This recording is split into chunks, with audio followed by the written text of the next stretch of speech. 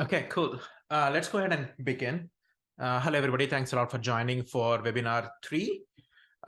If you have missed webinar 1 and webinar 2, I highly encourage for you to take some time and skim through the presentation. It has a lot of material.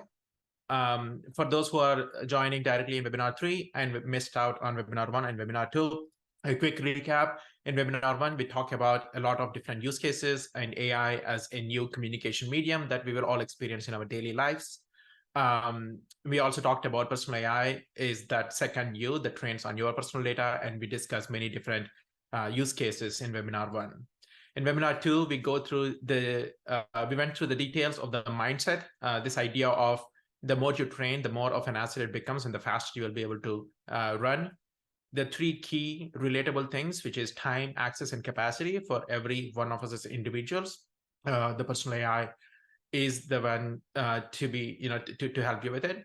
We discussed various different personas, specifically around the planning. If you are indeed starting to train your personal AI, how to set different scopes and different journeys as well. Webinar 2 really goes deeper into the idea of training and prompting and specific persona example for individuals as well as companies. We did discuss about initial training best practices, foundational best practices for training, and generally the tagging and the labeling, what to do and what not to do. So I would again encourage if you haven't seen webinar 1 and webinar 2, because most of the webinar 3 will build on top of the original concepts and then tie it back together. So that way it's very holistic in terms of following through how to plan your personal AI. So let's jump into the next topics. We have all experienced the idea of memory and model, M&Ms, and training. And today we will discuss a lot about native applications, which is the personal AI native applications, how to go about using them, what they can do, what are the various different functionalities and the use cases. We will also have good amounts of time understanding the agents, using Zapier as well as using the API. So let's jump right in. I'm going to, very similar to webinar 2, I do have good information.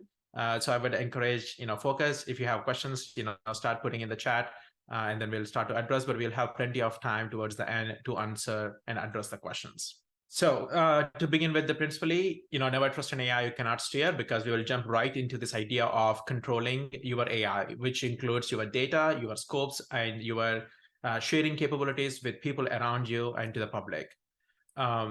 Generally, conceptually, within the personal AI realm, the way we have designed the system is there is human, which is you, me, and my AI. And those two together combinedly represents your account. So anytime you have created, a personal AI account, whether you are using AI or not using AI, your AI is almost like an extension of you. In this case, it's Amy's AI. And obviously, it is attached to an identity or a person where they have full control and full access to that AI. And then you can think about, me plus my AI, I can choose to use with others, within my full control. So Amy can choose it with others. There are 2 key modes within the personal AI ecosystem. One is called Copilot and other is called Autopilot. With Copilot, the core idea is that my AI with me in the loop. What does it mean? Meaning every decision that your AI is going to make, whether it be a content generation, a message, or a output, before you send it or you do anything with it, you would review it and approve it. So let's just say in this case where Amy is communicating with Josh, Amy's AI will draft the responses and Amy will approve before it is actually sent to Josh. That's our definition of Copilot. In the Autopilot, it's automated conversation. So your AI is acting on your behalf. The same example, if Josh were to be talking to Amy in Autopilot, Amy AI would automatically respond to Josh. Further digging in, we have 3 different modes of the scopes. One, you can do it in private individual one-on-one chats, very similar to any other communication tools such as Slack or WhatsApp or iMessage, anything of that sort. You can invite people to come in and have the direct messages. We do this, have this concept of shared lounges. Think about lounges as a community for groups. We call them AI lounges because it's almost like your AI hanging out in a shared space with other people, and brainstorming collectively alongside with your team or with your group. Finally, you can think about publishing your AI for AMA, for public domains, where anybody can communicate with your AI. So those are the three different modes and scopes that exist within the personal AI ecosystem. Those scopes directly translate into how the UX of the application is laid out. My AI is all about me plus my AI. Chats is about having that one-on-one conversation and sharing to other people. Launches is about shared community where you can drop your AI into any of these groups for people to communicate with you. And finally, Discover. Discover is going to evolve even further, where not only the AI friends that we has built on top of personal AI platform put it out there, but anybody can start to publish their AI to the Discover. That will happen pretty soon. So if other people can come in and search for you and then talk to your AI directly. Most of the functionalities that exist on the desktop app is available in the mobile application as well. Optimally, we have discussed last time, use desktop app for heavy advanced training, use mobile app for on-the-go training and communication. So let's get into as an example, right? So we discussed setting up the personas. I'm flashing my persona that we have discussed in webinar 2. Think about the control of which AI answers. You will have that fine-tuned or fine-grained control for every persona within your AI. How does it work? Generally, whenever a message is sent, your personal model, your my AI model, whatever persona you set, will try to create a response. If it indeed can create a contained response, which is entirely using your own data, then it will construct it. If it cannot construct a response because the data corpus within your memory does not exist, then it uses or drafts using external sources such as large language models. Now, they are reflected in your personal score. Whether if it is a self-contained response that is coming from your personal model or coming from outside is directly related in your reflected in personal score. A good framework would be, anything north of 50% is mostly personal. It's coming from your data. Anything from 30 and 50, I would think about it as this is a chance for you to reinforce, which is almost personal, but it probably still doesn't have some additional context to address the intent or question that is coming in. And if you see less than 30%, you'll see a yellow mark, which means it's mostly general information that is coming in, which you can use, edit, personalize it, and add to memory like we discussed last time. So all the three variations of the settings for my AI is Amy comes in, Amy trains her AI. She understood everything about prompting. Now she specifically sets threshold on specific AIs and selects the persona, right? You can organize your personas also into specific shared lounges, meaning, I may have my journalist persona join a public lounge that I pretty much set it to open for any media person to come and interview my AI, right? So those are the kind of controls that you would have. And in addition, you would have your copilot or your autopilot, right? Whether you are reviewing those responses with human in the loop or you are comfortable enough to set your AI in the autopilot mode. Jumping into the native apps. Personal AI currently offers desktop, web app, mobile app on iOS. Android is coming up soon. So let's jump right in on different applications that you have. The way I would think about it is like native apps, allows you to train, own, and control the full My AI experience, right? Without any dependency on the external platform. That includes your data, that includes your communications and chats and using it. And, inevitable future is potentially having your AI on the device. People normally tend to ask like, why native experiences? Well, as a company, we made a choice, explicit choice to design with user at the center, not depend on any single platform and allow this core idea of interoperable inputs, right? Because right now we are locked into a specific platforms, that is at the, pre-trained models from a specific platform and use the service, which is fantastic. But the goal in here or the intention here is to replicate an individual person from their perspective and have interoperability across multiple different platforms. So it's user trained. And the second thing is, by having native applications, we are able to provide or give the promise of this core thesis of you own the data, you own the model, right? because once the data goes into other platforms, we cannot fulfill that promise. But it's still user choice, but that's one of the other reasons. User control.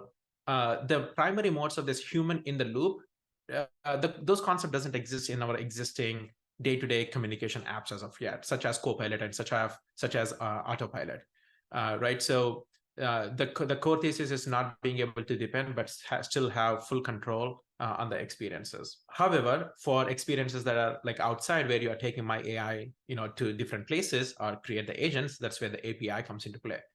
The API is extensive enough. It allows you to add memory, send messages.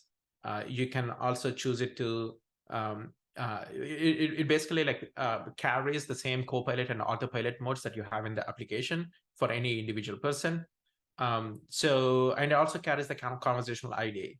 So all the things that you are seeing within the apps ecosystem has an API layer around it. And think about this API as accessed, it's everybody has their own API as an IP address to you. Oops, my console messed up in here. That's okay. So native integrations. Currently, we do support native integrations out of the box SMS text personal AI number.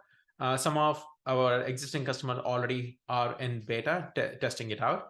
We will likely be rolling this out to be available for everybody pretty soon in here in a few weeks. This will allow you to take your AI and let other people text your personal AI phone number. So you probably have a personal number, you probably have a business number. Now, this is the time to think about your AI number. Like everybody gets their own AI number that you can speak to. Embedding on the website is coming very soon, as well as Facebook Messenger and Instagram integrations. These are native integrations are coming very soon to the platform. We are big partners with Zapier, and things such as like Slack or Gmail or any 1,000+ Zapier app, you can choose to use Zapier apps, specifically oriented for integrators and custom development. Finally, if you do want to have custom development within your apps, within your communities, within your website, API is the best way to go. And there are existing installs and instances of this happening. So, we can share more and more examples of that. So that's the way to think about apps and then agents. Daily use cases, the fun part. I will go through multiple different examples, and then if there are any questions, you can take a note. The most interesting thing I would want to lead in with is if you make your personal AI a habit, it becomes much more natural to you over a period of time, right? Because the idea of the training is also continuous, and it's bringing an asset over a period of time. Okay, so as an example, how would you think about your life with your personal AI? I would refer to this as almost like a memory map to different stages of our lives, right? If you're young, if you're a student, if you're an everyday consumer, you have some basic memory and foundational memory about you, who you are as a person. That includes your hobbies, interests. That would be your foundational memory. And over a period of time, you're probably learning and seeking lots of knowledge, and you are studying a number of different things. So that for me, I chose the persona of librarian. And that's around 100 to 1,000 memory blocks. As you move forward, as we get into this mode of professional lives and growth mindset, we accumulate specific knowledge, and we are communicating with team and board. That's a different persona, and your AI gets even better, understanding you, further on the work setting. And the final one, anything north of 10,000 memory blocks, the AI really gets really good representing who you are as an individual person. That kind of starts to replicate your voice and style as well to a certain degree. So that's about brand identity. It is super personal, specifically for people who are existing content. It's a way to go where you basically take time and get your memory done, and start having your AI understand all your expertise as well. Let's get into nitty-gritty details of specific conversations and use cases, how you would go about it. Personalized conversation, what does it mean? Well, we are used to searching on the Google and internet about several different things, and most of the platforms and services, we had to go and we had to set certain filters to get these personalized recommendations. In the world of personal AI, everything is personal. This experience happens around within 100 memories. And you should look at the foundational training that we have discussed in webinar 2. And still follow this best practices of what is the foundational memory or personal preference. Let's just say example of food, hobbies, favorites, travel, things of that nature. And then once you do have memory about your preferences, about your hobbies, then you can have many different prompts that you can use with your AI. Let's dig into a couple of them. In here, I asked my AI about, based on my food preferences, give me a few ideas and restaurants options in NYC. The most interesting thing is, if you were to use LLM, we have to still provide like what my food preferences are, or maybe have a chat conversation that is probably not remembered. In this scenario, your AI, your memory already knows your food preferences. So you may not have some existing favorite restaurant options in your memory, but you can still personalize the conversation by asking, based on my food preferences, give me a few ideas for restaurants in NYC, right? And you can see the result like Sema, Sushi. These are all based on my food preferences. This is an interesting one. This is, recently I was showing it to my wife, and we were literally talking about this, some sort of financial plan for my daughter, who is currently 5 years old. And I essentially like asked my AI, like, based on how old she is now, tell me when she'll be ready for college, and considering inflation, predict how much I need to save up for getting her into an Ivy college. The interesting thing about it here is my AI knows how old she is, right? And my AI probably knows, some of the preferences, to calculate and give me a response that is relevant to me. Moving on, for students, like based on my background in robotics, identify some public companies that I can apply. So this is where I would say these are like personalized experiences in that memory of like 100 to 1,000, where you can essentially like add anything as memory and get a meaningful personalized chat experience with your AI. Here is another example. If you have books, I asked like, what is my explanation of a personal language model in chapter 2 of book Personal AI Training course missing to make it more compelling for technologists, right? So you can think about synthesizing, can think about digging in more deeper for every different example in here. Everyday consumer. Drafting messages is one of the core use cases within the personal AI ecosystem. You would start typing in a prompt. There is a AI instruction icon, which we'll get into the detail. But the best part is to use AI instruction to draft a message. You can personalize it and then add it to the memory. Let's look at an example. Here, I started having like list some favorite books. I know I don't have my favorite books in my memory, so I essentially click on AI instruction and draft with ChatGPT, because ChatGPT will tell some of the famous book. But most interesting thing is it will give me a full blown like how I would say about it. Now I would simply update the specific books that are my favorite, and I would send it and then add it as a message. I'd send it as a message, and that message can then go into the memory if you would choose to, or you can simply communicate with other people. So AI instructions is a really good handy tool for drafting messages with not only your personal AI at your fingertips, but also large language models. This is an example that just literally happened last night in the community. So when you are in the community lounges, or when you are in lounges that you do not own, where your AI doesn't present, such as your Copilot and Autopilot, you can click reply and identify, give a specific AI instruction to draft your response. Now you can draft the response with ChatGPT for things such as like summarization, drafting key points, where it's not necessarily as much like trying to extract from the personal memory, but you're simply trying to use some techniques outside. You can use ChatGPT. That's fine.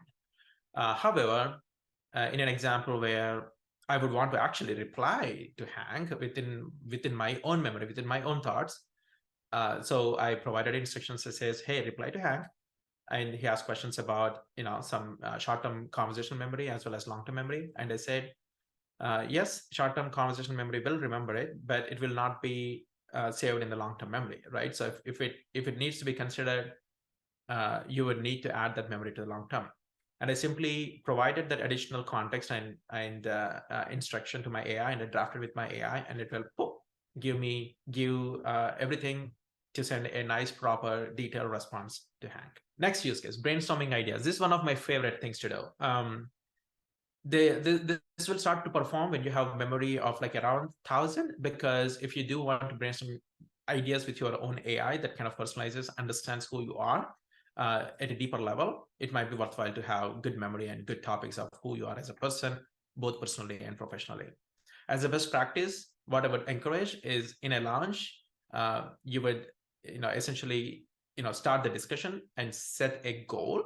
The goal is really important to set it, and have a conversation with AI as if you are having a conversation with human, and make sure you are staying on the goal. So here is some like a good example that I put together. So I started with like, hey, my goal is to generate like 2 to 3 taglines like every turn, right? And that's the goal that we set. It's a new conversation, it's a new thread. And I click reply, and from here on, I start the conversation, which is okay. Once I have a starting point, and then use the concept of personal AI world, and then give me additional options, and I can keep going, right? Okay, use a specific option such as 4 in here, and then list 5 different variation, and then give additional instruction to it, and then it moves forward.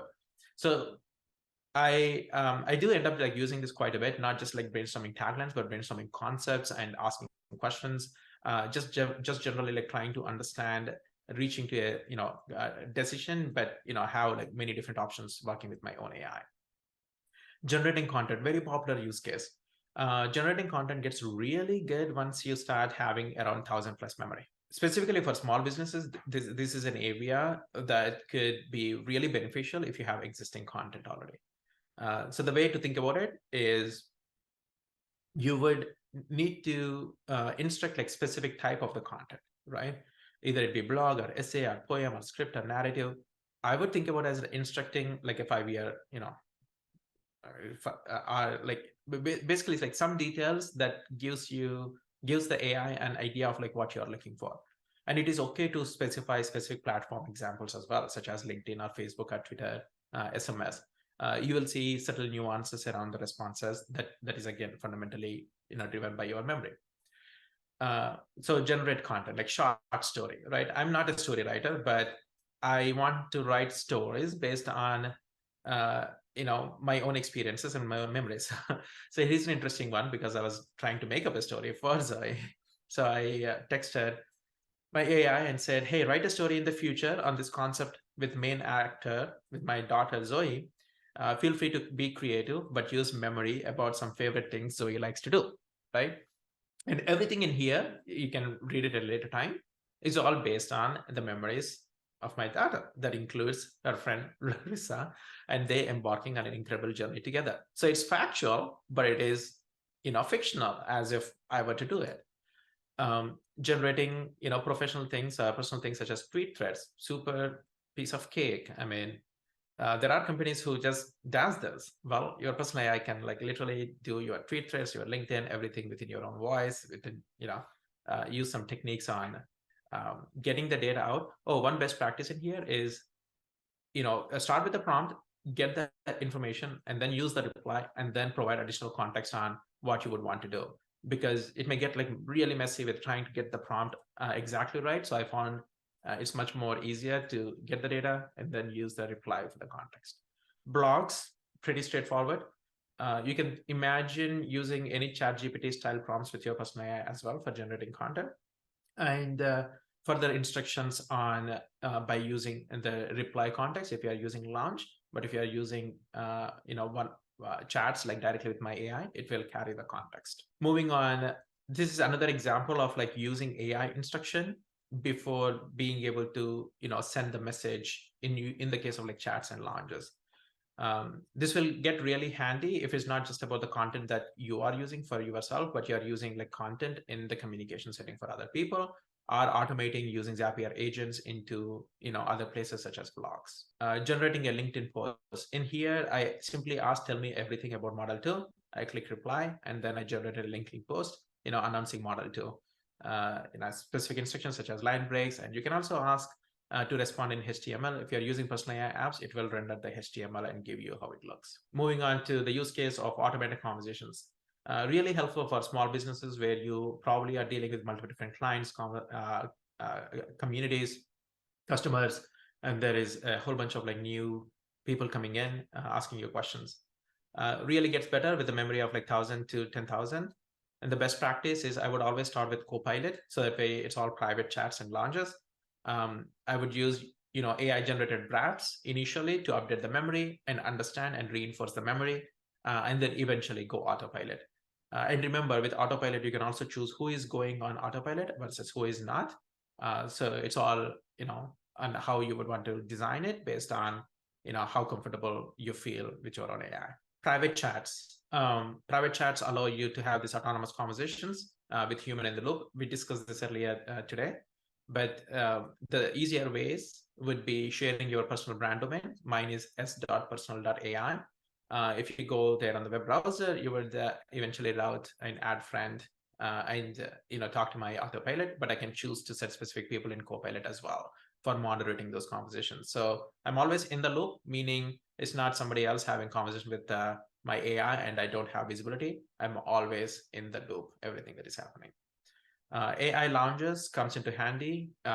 I would recommend setting a personal score threshold for AI lounges, specifically if your AI is matured enough and you understand where exactly your score threshold lies. For incoming messages, AI launches, the good example for the use cases is ask me anything, frequently asked questions, interviews, engaging conversations, quotes, opinions, facts, ideation.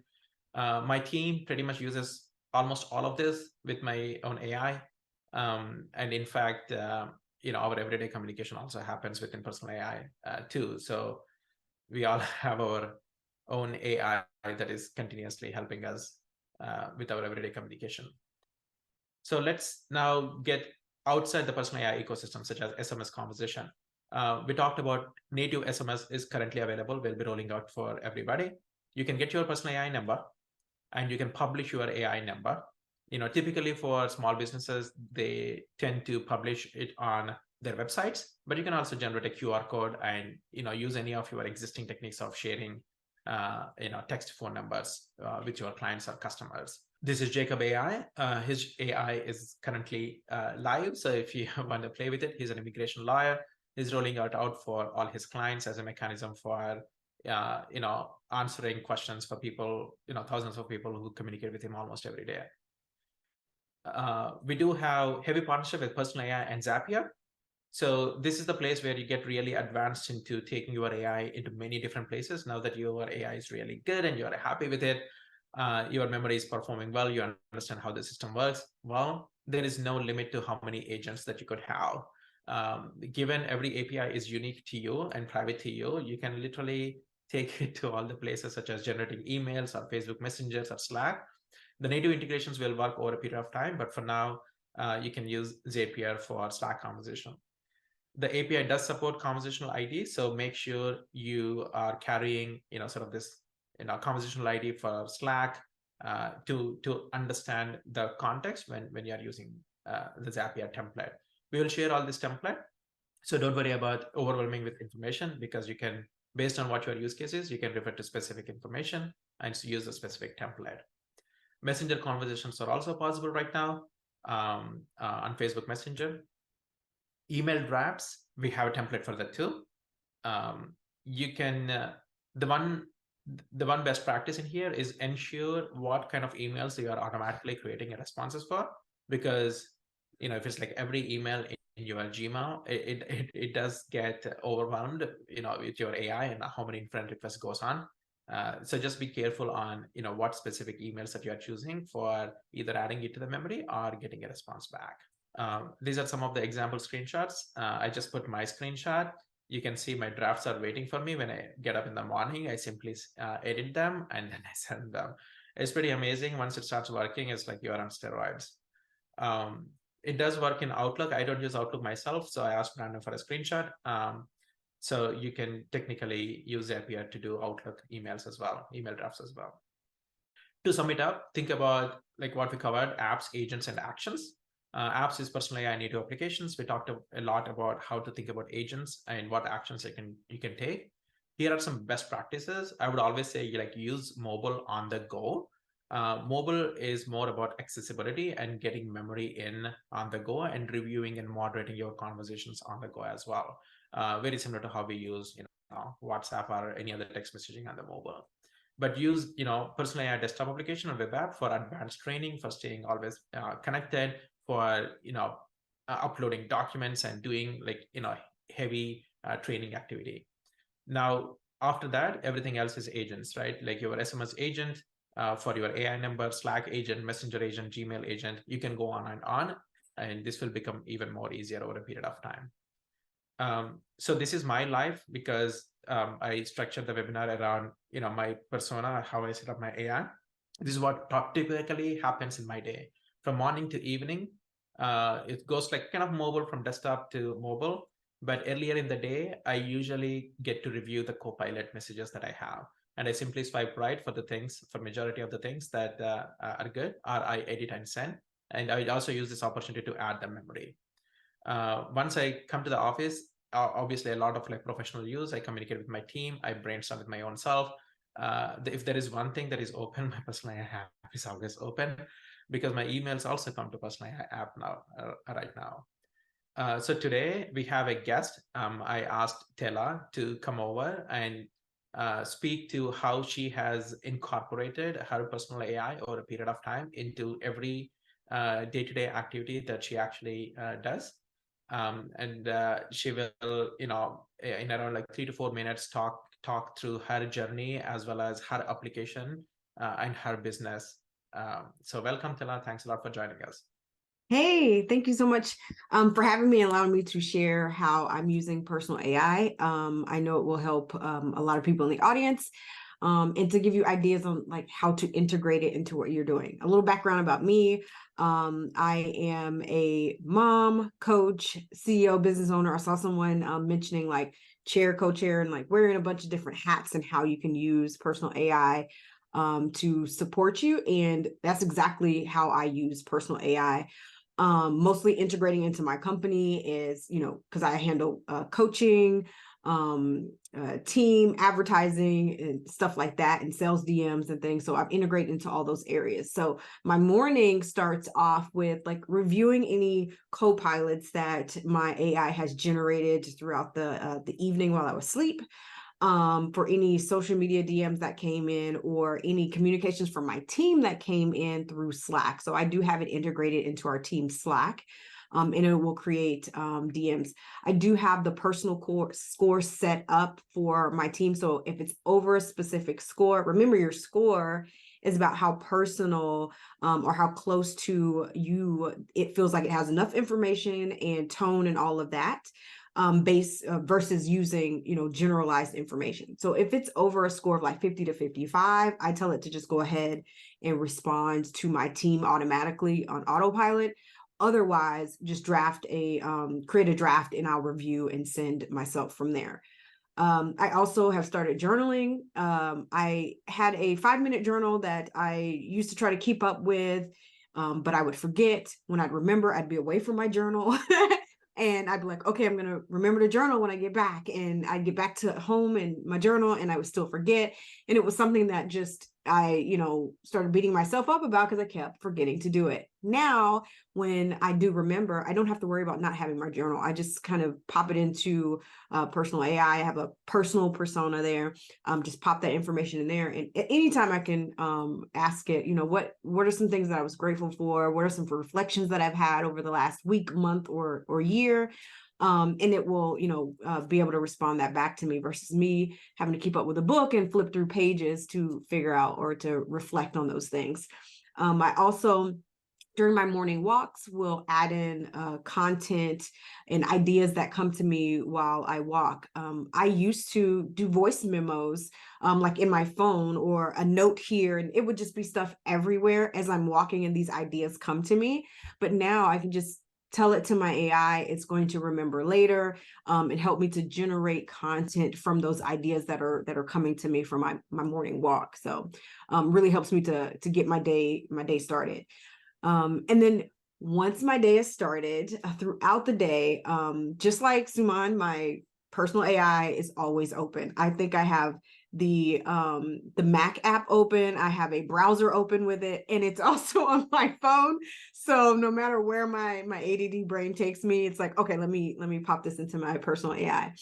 But throughout the day, what I'm doing is I'm adding and requesting to-dos and what I call TBRs or to-be reads. Like if you're like me and you have 50 tabs open across 3 different internet windows, you're like, I'm going to get back to this. I want to read this later. I will pop it into my personal AI and say, I want to read this later. Here's some book recommendations someone told me. And then I can easily go back and say, hey, what was that article that I wanted to read on personal AI? What is that book that I wanted to read, or give me my to read list, and it will bring it back to me, versus me trying to track down all these notes.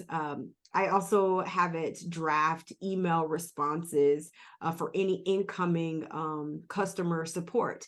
I've actually customized a personal or persona that isn't me. I wanted my customer service to be this other person. And so I told it what its personality is, how it chats, how it responds, all the SOPs from our company, so that it can answer incoming customer and client questions. And her name is Chiffon, and she will draft up responses to those, and I will review them and hit send. She's getting to the point where I don't really have to correct as much, and so I might put her on autopilot depending on the personal score, of course. I also will use it to request co-pilot responses to our client community and sales conversations that I'm having through Facebook Messenger. So I am very much on the professional side of the integration. So I'm using Zapier and Direct API to connect it to our client communities as well as Facebook Messenger. So any of those conversations that are coming in, I can, if a client has a question in our community, I can say, hey, ask my AI. It'll generate a response that I can review and hit send, and also save to the memory. So as it gets better with answering those coaching questions, I can put it on autopilot and just let AI Tila answer those questions. And then from sales, like I'm training it on those sales conversations that I'm having with people in the Facebook Messenger, so that it knows how to handle a sales conversation.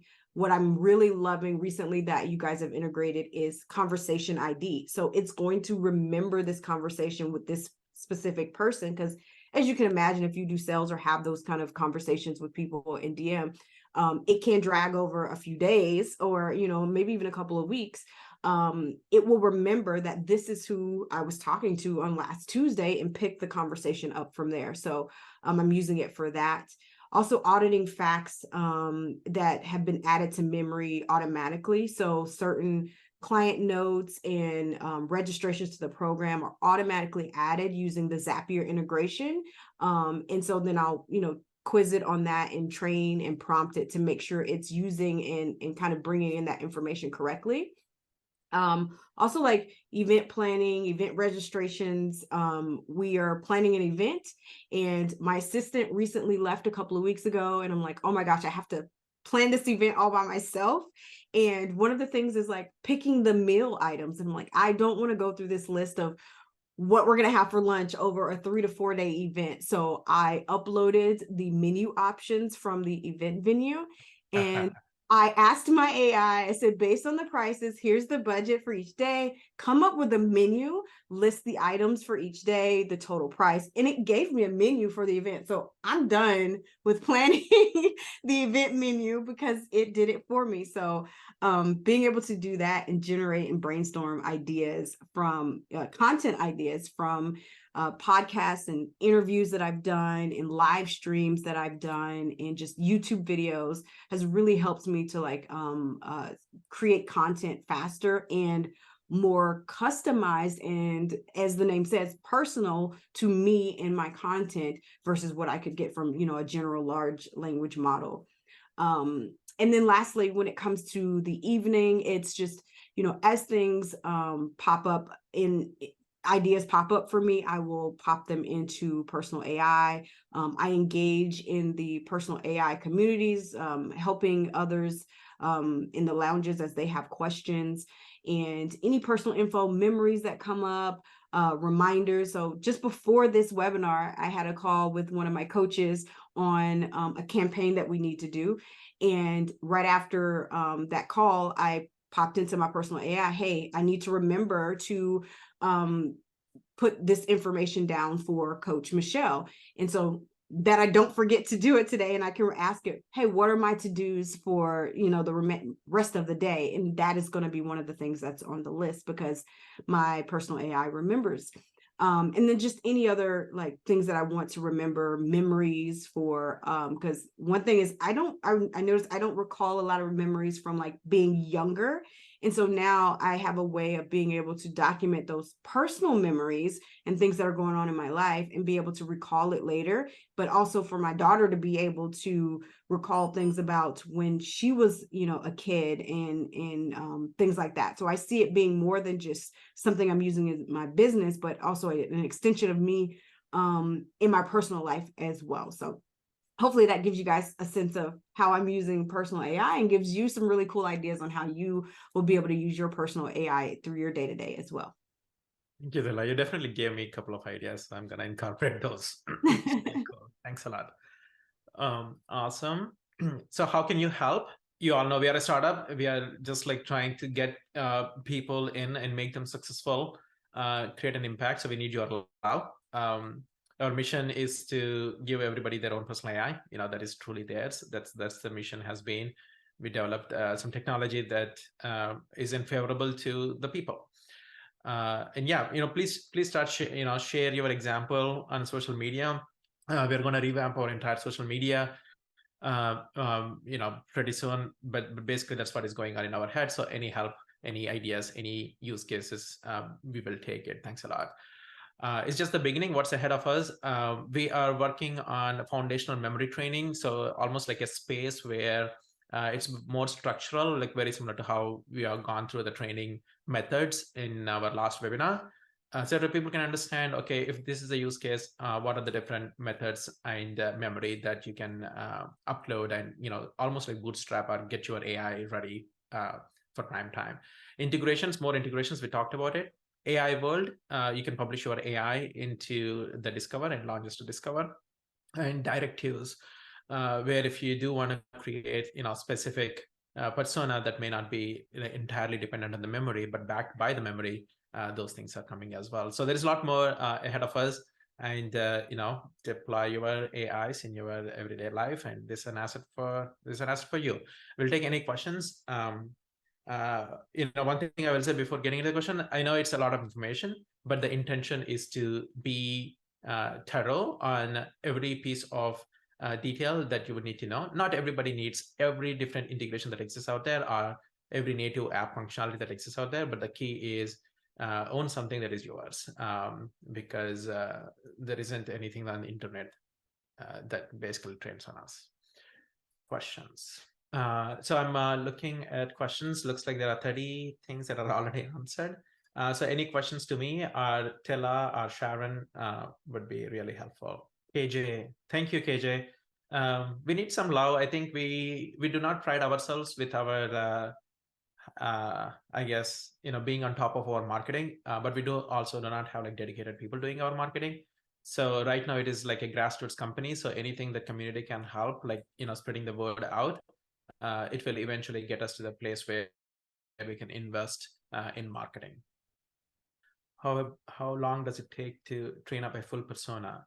I would say an investment anywhere between 4 to 8 hours will get you a full persona. The most important thing I would think about it is planning, right? So if you look at training webinar 2 material, there are 2 examples, one for individual and one for business. Specifically, how do you go about your persona planning and training? So yeah, I think if you put a day aside, that's going to be worth for lifelong. May I add to that, Suman? Sure. Yeah, I will say for training, yeah, definitely if you already have content that, blog posts or anything like that you already have, that's going to help to make it a lot quicker to train up. And like you said, how much time you put into it. So for me, I focused on Chiffon, my customer support, and my business side of for my AI to support me on that side of things first. So on my personal side, outside of my husband, there isn't much that I've integrated because I haven't focused on that piece. But it is about how do you integrate it into your day-to-day and make it a habit, like you mentioned earlier, because the more you make it a habit of sharing and supplying that information and these thoughts to your AI, the quicker it will be able to support you and eventually like augment the conversations that you're having. So the more that you can do that, the quicker you can get it up to speed to be, you know, a full persona. Yeah, I really mean when I say like invest in yourself, because if you invest, then the output is good. Or, you know, AI friends. We haven't talked about AI friends, but you can talk to AI friends as well to brainstorm and, you know, get information and add to memory. Sergio had a question. Brandon asked about iOS shortcut. Tela, do you want to quickly talk about your iOS shortcut? Yeah, so if you are an iPhone user or Mac user, there are shortcuts. I think it's more so on the phone, and I integrated it for text message feature. So the shortcut is when someone texts me through iMessage, there will be a prompt that pops up and asks me, you know, do I want to send that to my AI? And I say yes, and it will send it over to my AI, and I can start training my AI on those personal conversations that I'm having through iMessage. So that helps me to integrate it into right into my daily life as well. And that goes back to how, you know, how long does it take? Again, how much do you integrate it into your life? But that iOS shortcut helps you to bring more into your AI quicker as well. Yep, it's cool.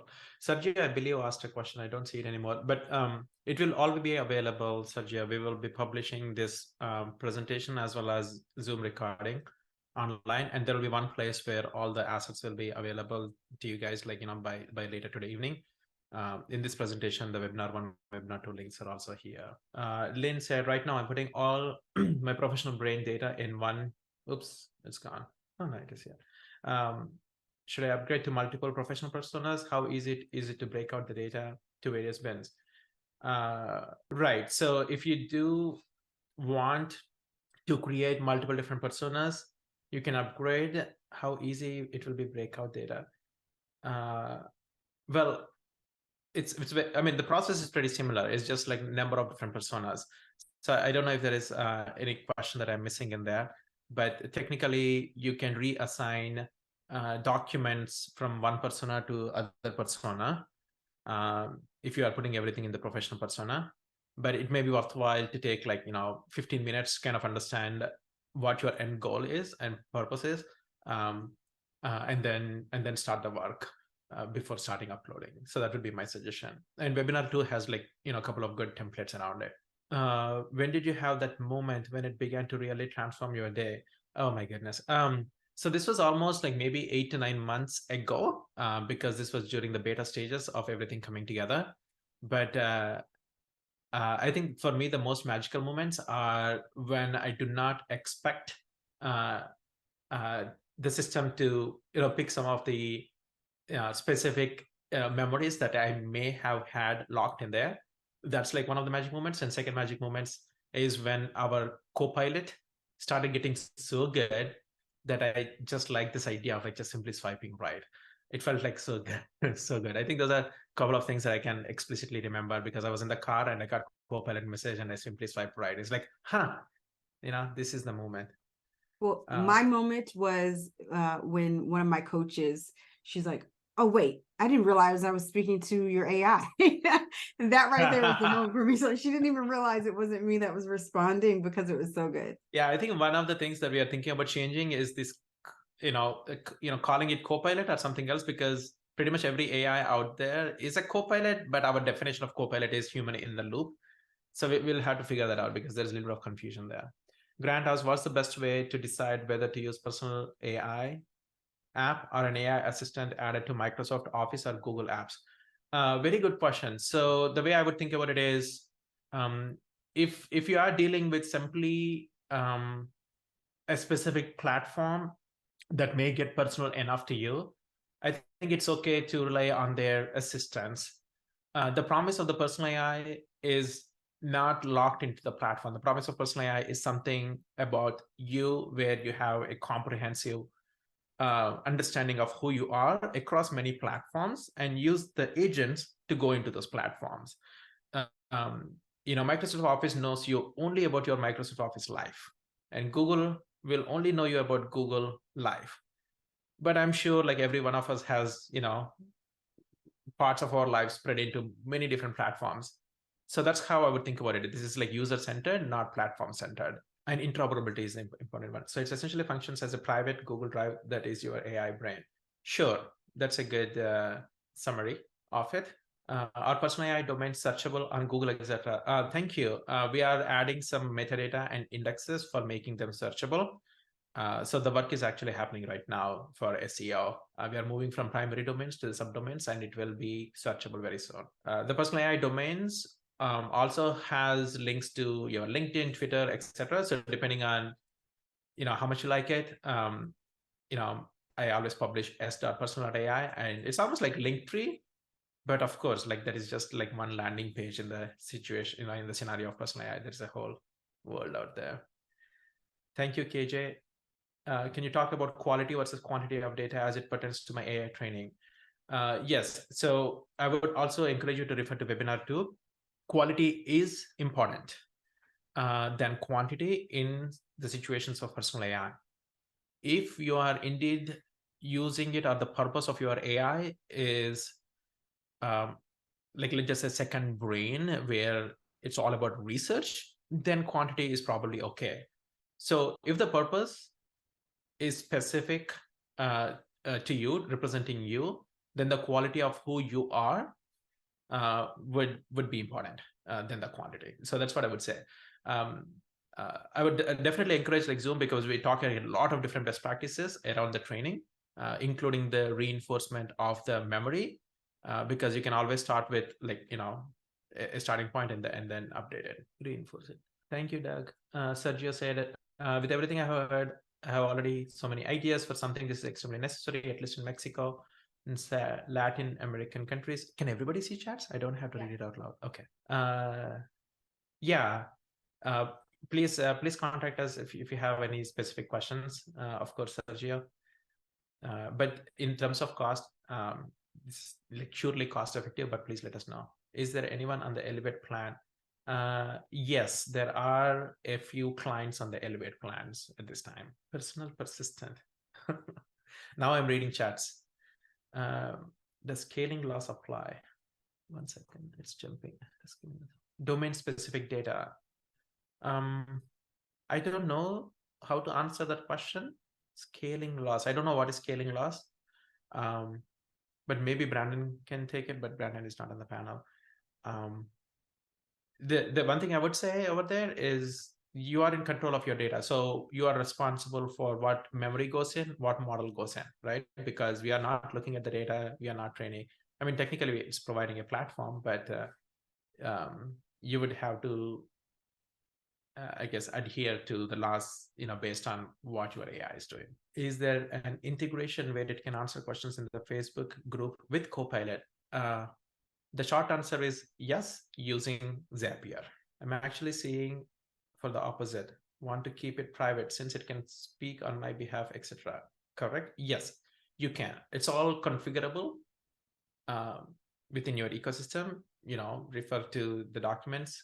And once you have an understanding, then of course, yes, you can keep it private, or you can choose to, share it. You can choose Copilot to review it. So there are multiple different ways, but it's all in your control. Please still read the chats for the recording, Marisa says. Okay. What formats are the best for personal AI to read when uploaded? Messages are the best formats. It goes back into some of the training best practices in our last webinar with hashtags and also specific context that you can pass in. You can still use documents, but if you are using documents, I would encourage to refer to the best practices that will come with labeling of the data to get the most out of the document data. Thank you, Sergio. More data was better as with GPT. Oh, I see. So I think it's a smaller model trained on high quality data. We still like complement with large language models, right? So we were talking earlier in the concepts of If personal language model is not able to construct the response within the realm of your memory, it will use large language model, but those are reflected in your personal scores. Someone says, Suman, can you add it to auto post and reply marketing and social channels? Yes, we can do that.